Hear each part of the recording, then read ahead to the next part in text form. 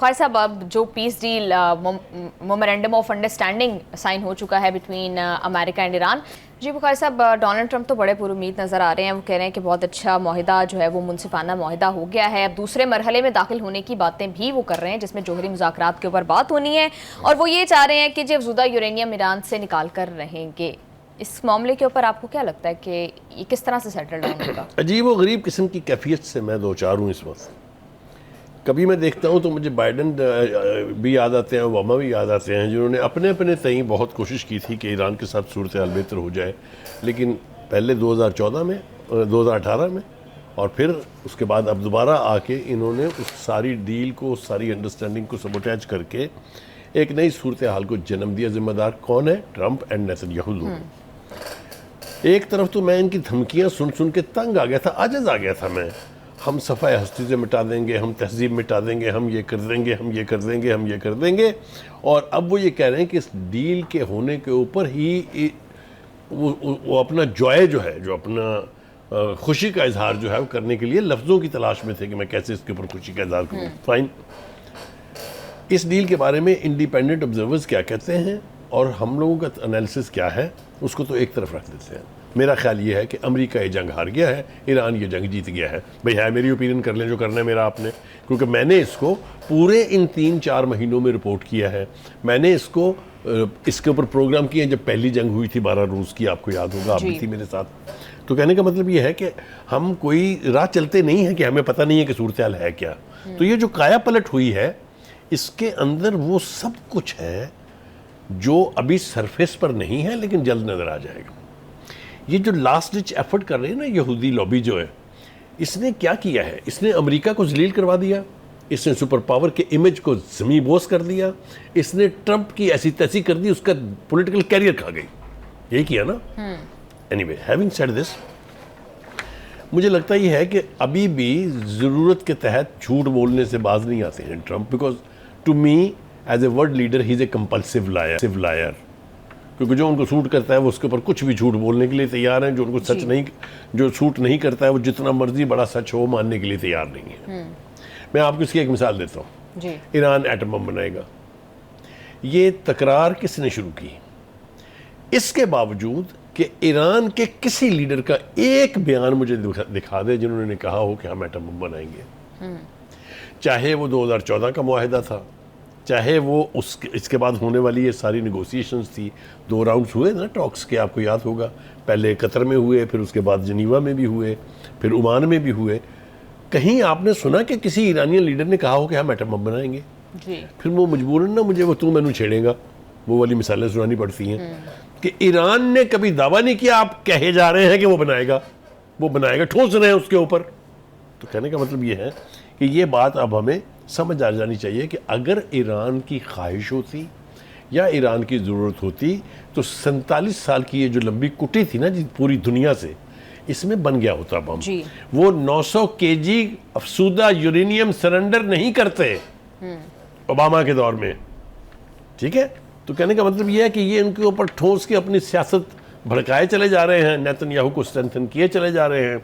जो नेतन्याहू ने इनके साथ करा दी है वो तो खैर उसके ऊपर।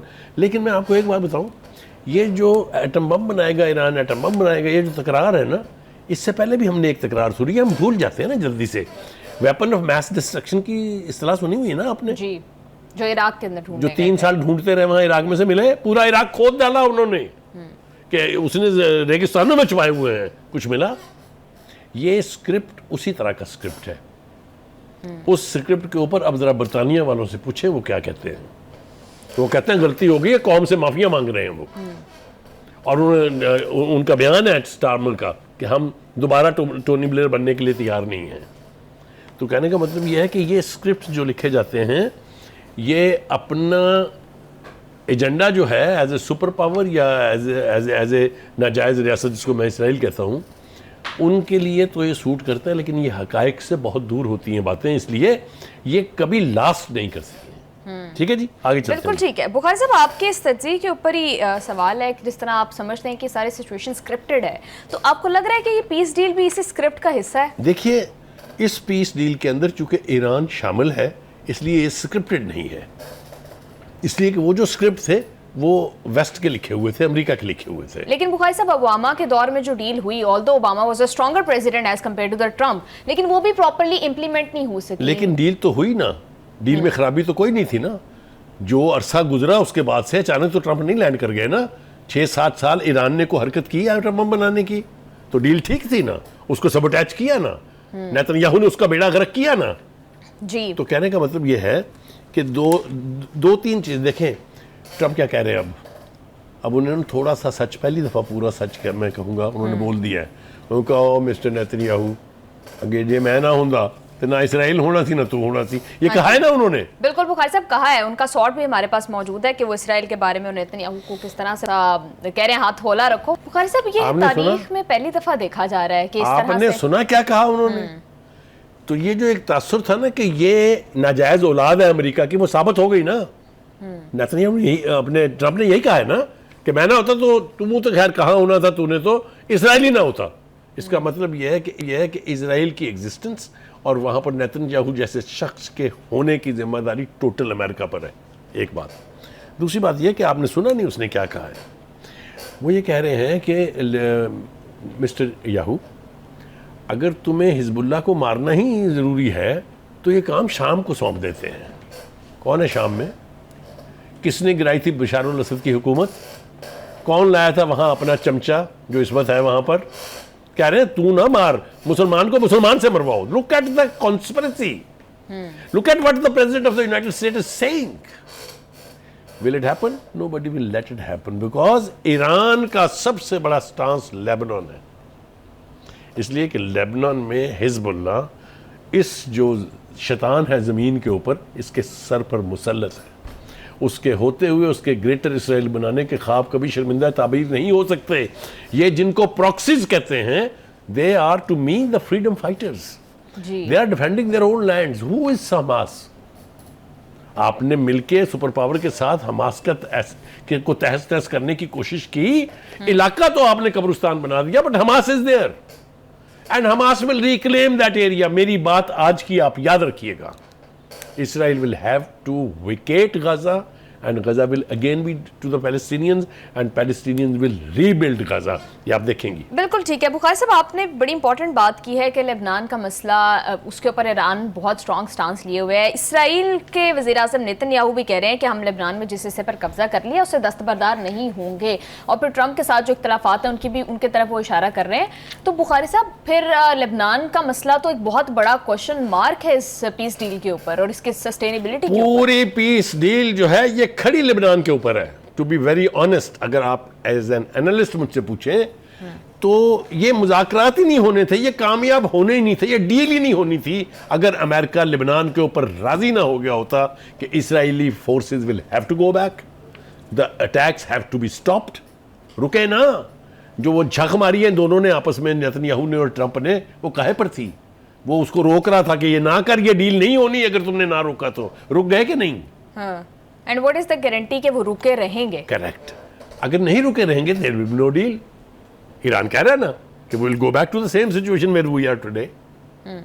मैं आऊँगा ना इराक़ी के बयान की मैं बताऊँगा, वो मैं तो उसको कह रहा हूँ कि क्या दो टोक मौक़िफ़ है, क्या क्लैरिटी के साथ है। देखिए क्या कहते हैं वो, हम ज़रा मेरे ख्याल से इसका भी जिक्र कर दें। लेबनान पर किसी भी इसराइली हमले या इलाके पर कब्ज़ा अमेरिका ईरान मुआहदे की खिलाफ वर्जी तस्वर होगा। मुफाहमती याददाश्त में एक तरफ अमेरिका और इसराइल है तो दूसरी तरफ ईरान और हिजबुल्लाह है। Hezbollah is a party.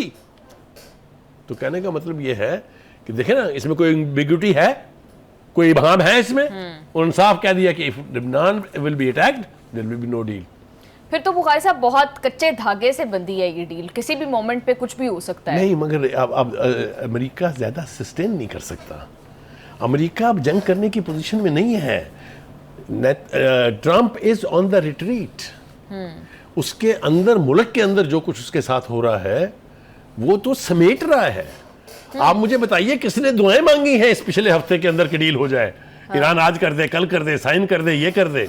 बिल्कुल बुखारी साहब, मुझे तो ये तासुर मिल रहा है जिस तरह की डिटेल सामने आ रही है कि this deal is too good to be true. आपने बिल्कुल ठीक इशारा किया है। क्या डोनाल्ड ट्रंप ने सिर्फ मिड टर्म इलेक्शंस तक टाइम बाय करने के लिए, और क्योंकि वो जल्दी में थे कि इलेक्शन से पहले इस मामले को सॉर्ट डाउन करें, तो क्या ये उसी जल्दी में ये डील की गई है और बाद में he can back of from? देखिए, मैं आपको ईमानदारी से अर्ज करूं कि जितना नुकसान ट्रंप का हो चुका है politically as the president of a super power and as a politician, इसकी सारी टोटल जिम्मेदारी जो है वो नेतन्याहू पर है।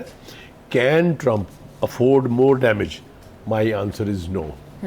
वो इस वक्त जितनी कोशिश हो रही है ट्रंप की तरफ से, वो सारी ये है कि इस मामले को समेट के मैं यहाँ से इज्जतदार तरीके से निकल जाऊँ, जो नसीब ना पहले कभी हुआ है अमेरिका को, ना इस दफ़ा होगा। बिल्कुल बुखारी साहब, ऑल्दो ईरान की जानिब से बहुत सारे मुतालबा जो हैं वो किए गए और अमेरिका ने उन्हें मान लिया, बहुत बड़ी डिप्लोमेटिक विक्ट्री है ईरान की, लेकिन आपको नहीं लगता कि बहुत सारे टेक्निकल लूप होल्स जानबूझकर अमेरिका ने चालाकी से इस डील के अंदर रखे हैं ताकि किसी भी मोमेंट पर दे कैन डू एनीथिंग? जिस तरह से बात की जा रही है कि किसी भी, अगर ईरान इस पर अबाइड बाय करेगा तो ही हम जो है वो ये डील इंप्लीमेंट करेंगे। देखिए, हमने कल एक बात की थी, आपने भी नोटिस की होगी, वो मैंने ये कहा था कि ये जो निकात हमें दिखाई दे रहे हैं ये तो सारी ईरानियन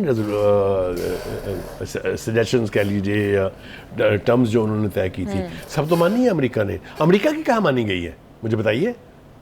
अमेरिका की मानी गई कि लेबनान में सीज फायर अलहदा होगी, इसका कोई तल्लक नहीं है नेतन्याहू से या अपने इस कॉन्फ्लिक्ट से? नहीं मानी गई। आबनाए हुर्मुज़ खोल दी पहले ईरान ने। आप बताएं कौन सी बात मानी गई है उनकी? आप नाकाबंदी खत्म करने पर राजी हुए हैं कि नहीं हुए हैं? ईरान को आपने सूदगी का हक दिया कि नहीं दिया है? तो कौन जीत गया भाई? खुदा के लिए तो बिल्कुल क्रिस्टल क्लियर है। yes. Trump is in A mode of retreat और नेतन्याहू की नींदें हराम हुई हैं कि मैं क्या करूं। बिल्कुल बुखारी साहब, ये सारा रिफ्लेक्शन जो मेरे सामने पड़ा हुआ है जी। ये सिर्फ ये है। अब देखिए क्या दो हरकतें और हुई हैं, इसके बाद बात करनी बहुत जरूरी है। जो इंटेलिजेंस एजेंसीज हैं वहां पर, वो they are all under the influence of the Jewish lobby. वो इस डील को सबोटैज करने की एक इंतहाई घटिया कोशिश कर रही हैं और अब उनके पास क्या जवाब है? वो ट्रंप को कह रही हैं ना कर इतबार ईरानियों का। हाँ जी, यही कह रही है ना? हेक्सेट इसको इसमें बहुत ज्यादा पेश है। तो कहने का मतलब ये है कि ये सारी चीज़ें हमें समझ में आ रही हैं कि क्यों हो रही हैं। आगे चलते हैं जनाब, अमेरिकी मीडिया वो भी लगा हुआ है इसके ऊपर। आज जो रिपोर्ट्स वहाँ पर छपी हैं उसमें भी यही है कि देख लेना, ऐसा ना हो कि कहीं ये उल्टी पड़ जाए सारी की सारी डील। हैविंग सेड दैट, पासदारान का एक स्टेटमेंट जो है उसने भी मज़ीद मज़ेदार कर दिया है सारी सूरत हाल को। वो कहते हैं कि आबनाए बाबुल मंदब मज़ाहमती कुव्वतों के लिए विनिंग कार्ड साबित हुई है। आपको याद है कालिबॉफ ने भी कहा था कि अगर आप बाज ना आए तो बहीरा अहमर और बाबुल मंदब भी बंद होंगी। तो आप जरा सिनारियो सोचें ना क्या होगा जब 47% of the trade of the world will come to a halt. आएगी ना, when it is a question of my neck, तो मैं ईरान कुछ भी करेगा ना। बिल्कुल बुखारी साहब, आपने सारी सिचुएशन को सम अप कर दिया है और I totally agree with you कि ऑन पेपर जहाँ तक बात है तो इस डील के अंदर ईरान इज़ द विक्टर। लेकिन बुखारी साहब, ओबामा डील भी हमने देखा कि इम्प्लीमेंट तो नहीं हो सकी पूरी तरह से। जो वादे किए गए ईरान के साथ वो पूरे नहीं किए गए। किसने किया? ये जो पहली टर्म है ट्रंप की, इसने आके अंडू किया ना। तो मुआहदे में तो कोई खराबी नहीं थी। उसको सबोटैज किया गया ना। उसको सबोटैज किया गया for the sake of Netanyahu, for the sake of Israel. अब आने वाले दिनों में अगर ये सर्वाइव करते हैं प्रेसिडेंट ट्रंप, जिसका कि बहुत कम चांस है, नवंबर के इंतखाब में अमेरिका की नहीं इस दुनिया की जान छूट जाएगी इस फितने से। लगता है ऐसे ही है। अगर नहीं भी छूटती तो अगली टर्म तो उनकी नहीं है। जो भी नया आएगा अगली टर्म में वो इस पॉलिसी को इस तरह से लेके नहीं चलेगा। बट बिफोर यू गो जी जनाब, हमारे जो फील्ड मार्शल का रोल रहा है, अगर आप इजाजत दें उस तरफ आती हूँ, मुझे सिर्फ ये बता दें कि $300 मिलियन जो ईरान को मिलने हैं उसके ऊपर डोनाल्ड ट्रंप बिल्कुल अलग स्टांस लिए हुए हैं। जेडी वैंस जो है वो रास्ता निकालते दिखाई दे रहे हैं। झूठ बोल रहे हैं जेडी वैंस, झूठ बोल रहे हैं ट्रंप। असल में ये वो हर्जाना है इस जंग का जो इम्पोज की गई थी उनके ऊपर। ये ईरान ने भी कहा था कि खलीजी रियासतों को देनी पड़ेगी ये। आपको याद है ना जी? तो अमेरिका ने वो मलबा उनके ऊपर ठोस दिया है। पहले उसने अमेरिका इन तमाम रियासतों से कहा कि मुझे पैसे दें क्योंकि मैंने आपका तहफ़्फ़ुज़ किया, याद है ना आपको? बिल्कुल याद है। अब ये अच्छा, ये जो वैंस जो बात कर रहे थे वो ये है कि अब कोई सेविंग ग्रेस भी तो देना, अमेरिका ये पैसे भी दे रहा है, फिर आप उसको उसके ऊपर एम्बेरस भी कर रहे हैं। ये सिर्फ बहानेबाजियां हैं, ये उनको करना पड़ेगा। वो क्या कह रहे हैं, अगर ईरान ने बिहेव किया, भाई ईरान ऑब्वियसली अबाइड करेगा ना by the agreement that it has signed. वो अगर करेगा तो देने पड़ेंगे ना पैसे, ये भी देने पड़ेंगे। $12 अरब पहले और बाकी के $12 अरब बाद में जो उनके साथ से फ्रीज हुए में हैं वो आपको देने पड़ने हैं।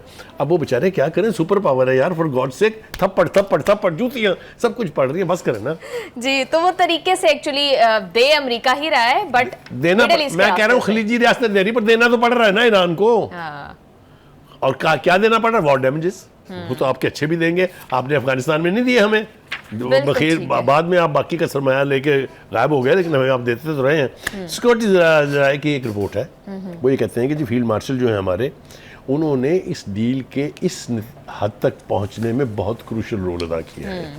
कल मैंने देखा था, वो बल्कि आज देखा था मैंने, कि जो हमारे इंटीरियर मिनिस्टर है वो भी उलमा की कॉन्फ्रेंस में उसने कुछ डिटेल बता रहे थे, और कुछ उन्होंने कहा था कि मैं वक्त आने के ऊपर बाद में आपको बताऊंगा। लेकिन उनके जो इशारे थे वो ये थे कि कई दफ़ा ये डील बहुत सेंसिटिव हदूद में दाखिल हो गई थी, और फिर दो टोक अंदाज में स्टांस लेके फील्ड मार्शल ने, चाहे वो अमेरिकन थे चाहे वो ईरानियन थे, उनको दो टोक अल्फाज में कह के सूरत हाल को तब्दील कराया है। So credit goes to him, we should be very proud of a man who has been dictating to the superpower as well as a friendly Muslim country। बिल्कुल ठीक कह रहे हैं बुखारी साहब।